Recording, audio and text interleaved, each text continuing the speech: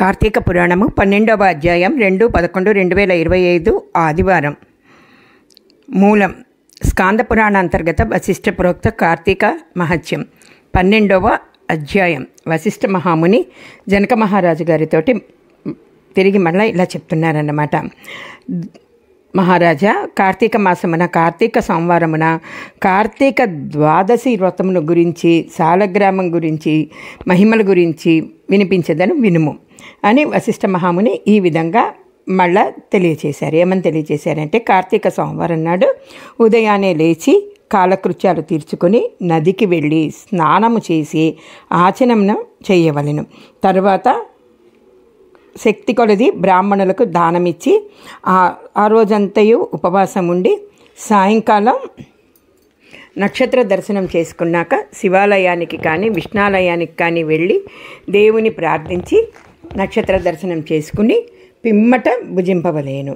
ఈ విధంగా చేసిన వారికి సకల సంపదలు కలుగుటయే కాకుండా మోక్షం కూడా పొందుతారు.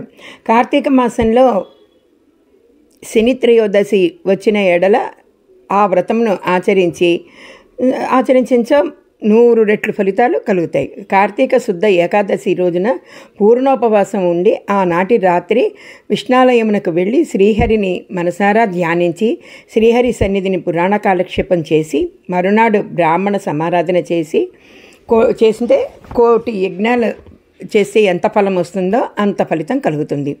ఈ విధంగా చేసిన వాళ్లకు సూర్యగ్రహణ సమయమున గంగానదిలో స్నానం చేసి 1,000,000 బ్రాహ్మణులకు భోజనమును దానం చేసిన ఎంత పుణ్యం కలుగునో దానికంటే కూడా అధికంగా ఫలితం కలుగుతుంది. కార్తీక శుద్ధ ద్వాదశి నాడు శ్రీమన్నారాయణుడు శేషపాన్పు నుండి లేచును కనుక కార్తీక శుద్ధ ద్వాదశి వ్రతము విష్ణువునకు ఇష్టము. ఆ రోజున శ్రీమంతులైన వారు ఆవు కొమ్ములకు బంగారు తొడుగులు తగిలించి ఆవు కాళ్లకు వెండి డెక్కలు తగిలించి దూడతో సహా బ్రాహ్మణుడికి దానమిచ్చిన ఎడల ఆ ఆవు శరీరమందు ఎన్ని రోమములు కలవో అన్ని సంవత్సరాలు ఇంద్రలోకంలో స్వర్గసుఖాలని అనుభవిస్తారు. కార్తీక మాసమందు వస్త్రదానం చేసిన గొప్ప ఫలం కలుగును. మరియు కార్తీక శుద్ధ పాడ్యమి రోజున కార్తీక పౌర్ణమి రోజున కంచు పాత్రలో ఆవు నెయ్యి పోసి దీపము నుంచి పూర్వజన్మ మందు చేసిన సకల పాపములు హరించును. ద్వాదశి నాడు యజ్ఞోపవీతములు దక్షిణతో బ్రాహ్మణునికి దానమిచ్చిన వారు ఇహపర సుఖములను పొందగలరు. ద్వాదశి రోజున బంగారు తులసి చెట్టు కానీ సాలగ్రామమును కానీ ఒక బ్రాహ్మణుడికి దానమిచ్చిన ఎడల 4 సముద్రాల మధ్యనున్న భూమిని దానం చేసినంత ఫలము కలుగుతుంది. దీనికి ఉదాహరణగా ఒక కథ ఉంది, దానిని శ్రద్ధగా ఆలకించు. పూర్వం అఖండ గోదావరి నదీ తీరంలో ఒకానొక పల్లెలందు ఒక వైశ్యుడు నివసిస్తూ ఉండేవాడనమాట. వాడు మిగిలి దురాశపరుడై నిత్యము ధనమును కూడపెట్టుచు దాన్ని అనుభవించక ఇతరులకి పెట్టక బీదలకు దాన ధర్మాలు చేయక ఎల్లప్పుడూ పరనిందలతో తానే గొప్ప శ్రీమంతుండని అలా విర్రవీగుతూ ఉండేవాడన్నమాట. అతడికి ఎవరికి ఉపకారమైనా కూడా చెయ్యలేదు. పదులు ద్రవ్యంగా ఎటులో ఇంకా ఎదటి వాళ్ళ ద్రవ్యం ఎలా అపహరిద్దామా అనే ఆలోచనతో తప్ప కుచిత బుద్ధితో ఉండేవాడన్నమాట. అలా కాలం గడుపుతూ ఉన్నాడు. అతడు ఒకనాడు తన గ్రామానికి సమీపంలో పల్లెలో నివసించుచున్న ఒక బ్రాహ్మణుడు తన దగ్గర ధనాన్ని పెద్ద వడ్డీకి అప్పిచ్చాడన్నమాట. ఇచ్చాక ఏం చేశాడు, కొంతకాలానికి తన సొమ్ము తనకి ఇమ్మనమని అడగ్గా ఆ విప్రుడు, అయ్యా, తమకి ఇవ్వవలసిన ధనము 1 నెల రోజుల గడువులో ఇవ్వగలను, మీ రుణము తీర్చుకుంటాను. ఒకవేళ ఈ జన్మలో నేను ఈ రుణం తీర్చుకోలేకపోతే మరు జన్మలో నేను ఏదో ఒక జంతువునై పుట్టి మీ రుణం తీర్చుకోవాల్సి వస్తుంది. కాబట్టి నేను 1 నెల గడువు ఇవ్వండి, నేను మీ రుణం తీర్చుకుంటానని సవినయంగా వేడుకున్నాడు. ఆ మాటలకి వైశ్యునికి మండిపడి, అట్లు వీల్లేదు, నాకు ఇవ్వాల్సిన సొమ్ము నాకు ఇప్పుడే ఇవ్వాలి అని పలకటం మొదలెట్టాడనమాట. లేకపోతే నీ నీకు కంఠాన్ని నరికేస్తానని కూడా ఆవేశం కొద్దీ వెనక ముందు ఆలోచించకుండా తన మొలనున్న కత్తిని ఆ బ్రాహ్మణుడు కుత్తుకొని వెంటనే కోసేయంగానే వెంటనే ఆ బ్రాహ్మణుడు గిలగిలా తన్నుకుంటూ చనిపోయాడు. ఆ కోమటి భయపడి అక్కడే ఉంటే ఆ ఊరి జనం తను రక్షక భటులు వచ్చి తను తీసుకెళ్ళిపోయి గ్రామానికి తీసుకెళ్ళిపోతారేమో అని భయపడిపోయి ఆయన తన గ్రామానికి పారిపోయాడు. బ్రాహ్మణుడికి బ్రహ్మహత్యా పాతకం మహాపాతకం. అప్పటి నుండి ఆ వైశ్యునికి బ్రహ్మహత్యా పాతకం చుట్టుకుందన్నమాట. కుష్ఠరోగం వచ్చి నానా బాధలు పడిచి మరికొన్నాళ్ళకి మరణించాడు. వెంటనే యమదూతలు వచ్చి అతన్ని తీసుకుని పోయి రౌరవాది నరకంలోకి పడతోసేశారు. ఆ వైశ్యునికి ఒక కుమారుడు కలడు. అతని పేరు ధర్మవీరుడు. అతని పేరుకు తగ్గట్టుగానే తన తండ్రి సంపాదించిన ధనాన్ని దాన ధర్మాలు చేస్తూ పుణ్యకార్యాలు ఆచరిస్తూ ఉండేవాడు. నీడ కొరకై చెట్లు నాటించేవాడు, నూతులను చెరువులను తవ్వించేవాడు. సకల జనులని సంతోషపెట్టుచు మంచి కీర్తిని అతను సంపాదించుకున్నాడు. ఇట్లా ఉండగా కొంతకాలానికి త్రిలోక సంచారి అయిన నారద మహర్షి యమలోకానికి వెళ్ళి భూలోకానికి వచ్చి తోవలో ధర్మవీరుని ఇంటికి వెళ్ళాడు. ధర్మవీరుడు నారదుల వారిని చూసి సాష్టాంగ నమస్కారం చేసి ఆయనకి విష్ణుదేవునిగా భావించి ఆర్ఘ్యపాద్యాదులు ఇచ్చి తన పొలం కొద్దీ విభవం కొద్దీ కూడా సత్కరించి చేతులు జోడించి, మహానుభావ, నా పుణ్యం కొలిది నేడు తమ దర్శనం లభించింది. నేను ధన్యుణ్ణి. నా జన్మ తరించింది. నా ఇండ్లు పావనమైపోయింది. శక్తి కొలిది నేను చేయు సత్కారాలను స్వీకరించి తమకు వచ్చిన కార్యం ఏంటో వివరించండి అని సవినయంగా వేడుకొన్నాడు. అప్పుడు నారదుడు చిరునవ్వు నవ్వి, నాయన ధర్మవీర, నేను వస్తూ ఉండగా మీ నాన్నగారు నరక బాధలు అనుభవిస్తున్నారు. నీవు శ్రీ మహావిష్ణువునికి కార్తీక మాసంలో శుద్ధ ద్వాదశి మహాప్రీతికరమైన దినం. ఆ రోజున స్నాన దాన జపాదులని ఏమి చేసినా కూడా అత్యంత ఫలితాన్ని కలుగుతాయి.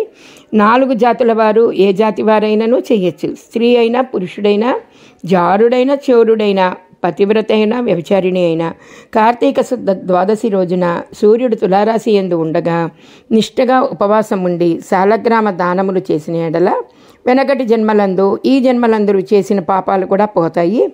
నీ తండ్రి యమలోకంలో మహానరకాలు అనుభవిస్తున్నాడు కనుక అతన్ని ఉద్ధరించటానికి నీవు శాలగ్రామాన్ని దానం చేయక తప్పదు. అట్లు చేసి నీ తండ్రి రుణం తీర్చుకో అని చెప్పాడు. దానికి ధర్మవీరుడు, నారది మునివర్య, నేను గోదానం, భూదానం, హిరణ్యదానం మొదలగు మహాదానాలు చేసున్నాను.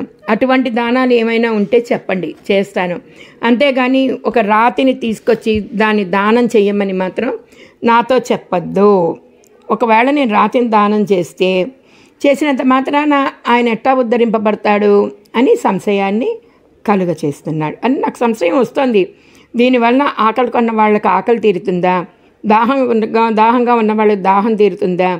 ఎందులకి ఈ దానాలు చేయవలనో నేను ఈ శాలగ్రామ దానం మాత్రం చెయ్యను అని నిష్కర్షగా పలికాడన్నమాట.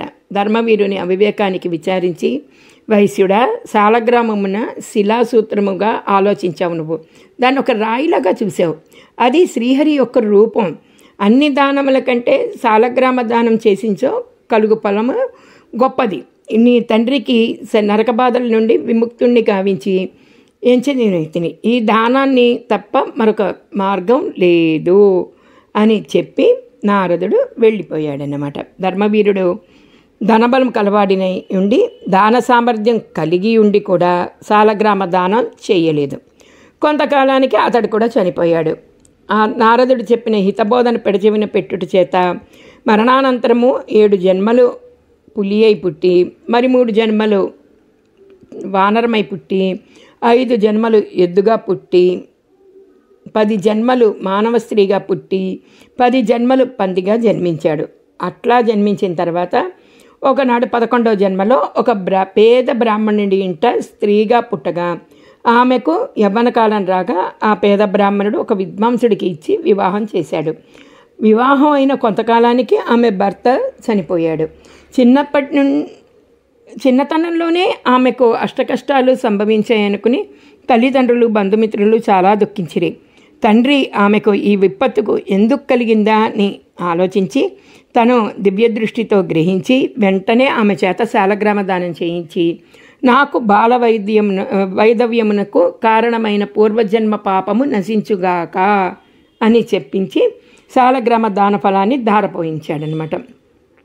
ఆ రోజు కార్తీక సోమవారం అవటం వలన ఆ సాలగ్రామ దానఫలంతో ఆమె భర్త జీవించాడు. పిదప ఆ నూతన దంపతులు చిరకాలము సకల సౌఖ్యములతో జీవించి జన్మానంతరమున స్వర్గానికి ఎగారు. మరికొంతకాలానికి ఆ బ్రాహ్మణ పుత్రిక మరొక బ్రాహ్మణుడి ఇంట కుమారుడిగా పుట్టి నిత్యం సాలగ్రామం దానం చేయించు ముక్తిని పొందింది. కావున ఓ జనక మహారాజా, కార్తీక శుద్ధ ద్వాదశి రోజున సాలగ్రామ దానం చేసిన దానఫలము ఇంత అంతా కాదు, ఎంతో ఘనమైనది.